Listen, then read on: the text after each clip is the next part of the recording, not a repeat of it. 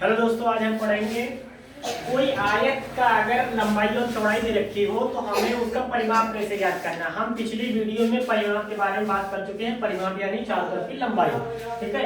उसका फार्मूला भी कैसे आया उसको भी बता चुके हैं। तो इसमें हम जो है सवालों को लगाएंगे, ठीक है। उसके बारे में डिस्कस करेंगे कैसे ये आते हैं। तो सबसे पहले क्या है, एक मान लो हमने आयत बना लिया, ठीक है। एक आयत बना लिया हमने, ये आयत हो गया ए बी सी और डी, ठीक है। ये है आयत,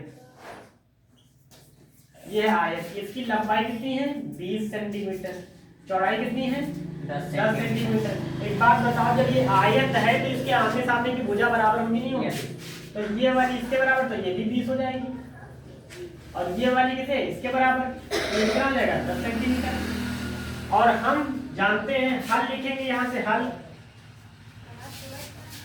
यानी लंबाई कितनी दे रखी है,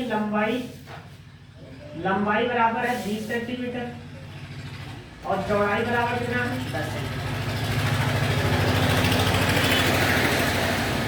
चौड़ाई बराबर 10 सेंटीमीटर, ठीक है।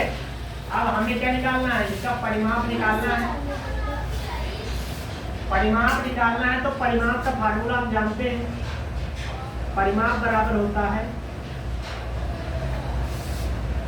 2 गुणे लंबाई प्लस चौड़ाई, ठीक है। इसको इंग्लिश में अगर हम कहें तो 2 इंटू लेंथ प्लस ब्रेथ। तो पी ऐसे रखो, 2 ऐसे रखो, यह कितना है 20, ये कितना है 10। तो पी ऐसे रखो, 2 गुणे ये कितना हो जाएगा 30, यानी हो जाएगा 60 सेंटीमीटर। तो परिमाप बराबर बताओ कितना आ गया 60 सेंटीमीटर। अब देखो परिमाप है क्या। अगर हम क्या करें, पिछली वीडियो में हमने बताया था कि कैसे फार्मूला निकल के आए। परिमाप मतलब चारों तरफ की लंबाई। तो अब यहाँ से चलना, यहाँ से ए से डी पे गए 20 सेंटीमीटर, बी से सी पे गए 10-30 सेंटीमीटर, फिर सी से डी पे गए 30-20-50 सेंटीमीटर, और डी से ए पे गए तो कितना चले 60 सेंटीमीटर। बताओ वही तो आया है। यदि चारों तरफ की लंबाई ही पेरीमीटर होता है, बात समझ लेना। चाहे वो रेक्टेंगल हो, चाहे ट्रायंगल हो, चाहे क्वाड्रिलेटरल हो, चाहे पेंटागन, चाहे हेक्सागन, कुछ भी हो, ठीक है। यदि चारों तरफ की या तीनों तरफ की जितने भी साइड रखी उन सबको जोड़ दो बस, ठीक है। तो ये अगर कोई भी रेक्टेंगल का एरिया साइड दे रखी हो, यानी आयत का साइड दे रखी हो, लंबाई और चौड़ाई, तो हम उसका एरिया भी ज्ञात कर सकते हैं, क्षेत्रफल भी और परिमाप भी ज्ञात कर सकते हैं, ठीक है। तो सबसे पहले हम क्या करेंगे, उसका फार्मूला लिखेंगे, लंबाई और चौड़ाई को रखिए, उसके कैलकुलेशन करके निकाल सकते हैं। आई होप ये समझ में आया होगा। समझ में आया?